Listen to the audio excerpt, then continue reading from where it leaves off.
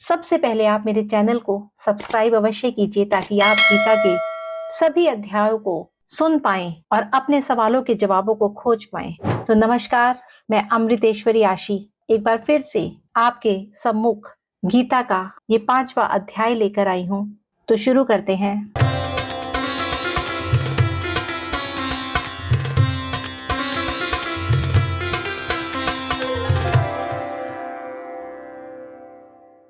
नैव किंचित करोमीति युक्तो मन्येत तत्त्ववेत् पश्यन् शृण्व सप्रेश जिघन् श्रृङ्गच्छन् स्वपन् श्वसन् प्रलपन् विसृजन् गृहीत निमिषन्नपि इन्द्रियाणीन्द्रियार्थेषु वर्तन्त इति धारयन्। जो मनुष्य कर्म योग में दृढ़ रहता है वो लोग देखने, सुनने, छूने, सूंघने, हिलने, डुलने, सोने, सांस लेने, बोलने, शौच करने, पकड़ने, आंखें खोलने या बंद करने में लगे हुए भी हमेशा यही सोचता है कि मैं करता नहीं हूँ। आप देखते हैं, आप अपनी वजह से नहीं देखते। आप सुनते हैं, आप अपनी वजह से नहीं सुनते। आप हिलते डुलते हैं तो भी आप अपनी वजह से नहीं हिलते। आप श्वास लेते हैं तो भी उस पर आपका कोई कंट्रोल नहीं है। क्या आप अपनी आंखों के पलकों को झपकाए बिना रह सकते हैं? क्या आप अपनी पलकों का झपकना रोक सकते हैं? क्या आप अपने श्वास को अपनी मर्जी से रोक कर भी जीवित रह सकते हैं? नहीं रह सकते। ये सब उस ईश्वर की कृपा से हो रहा है। और जो मनुष्य ये जानता है कि मेरा कुछ भी नहीं है, मैं करता नहीं हूँ, ये शरीर उसी का दिया हुआ है और जो भी हो रहा है वो उसी की कृपा से हो रहा है, उसी की आज्ञा से हो रहा है। तो वो मनुष्य खुद को कभी भी करता नहीं मानता। वो कभी ये नहीं कहता कि ये मैंने किया है, ये मेरा है, ऐसा मेरी वजह से हुआ है। दिव्य ज्ञान के प्रकाश से वे देखते हैं। वो जानता है कि कोई शक्ति है जो उसको चला रही है। वो जानता है कि वो शक्ति हर जगह विद्यमान है। वो जानता है कि वो करता नहीं है। ब्रह्मण्याधाय कर्माणि संगम त्यक्त्वा करोति यः लिप्यते न स पापेन पद्यपत्रमि वाम्भसा। जो लोग सभी आसक्ति को त्याग कर अपने कर्मों को भगवान को समर्पित कर देते हैं वे पाप से अछूते रहते हैं।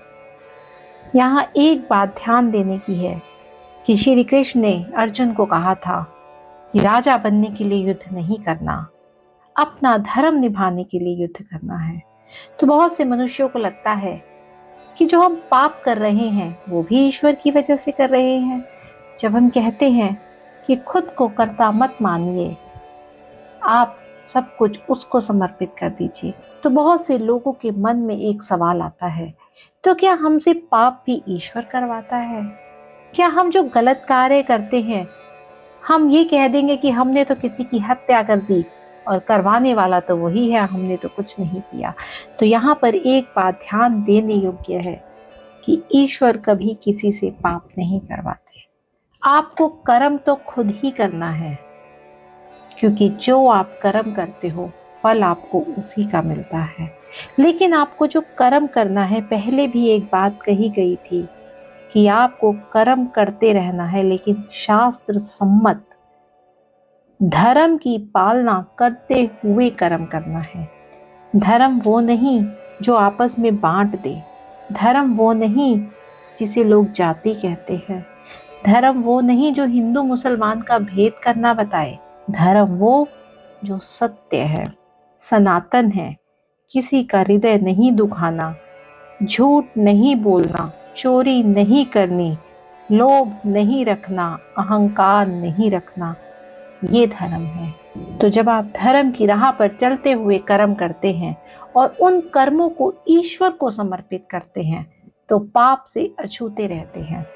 कमल का जो पत्ता है, जो कमल का फूल है, जो पानी में खिलता है, और जो पत्ता होता है जिस पर कमल होता है, वो पत्ता रहता तो पानी में है लेकिन पानी उसको स्पर्श नहीं करता।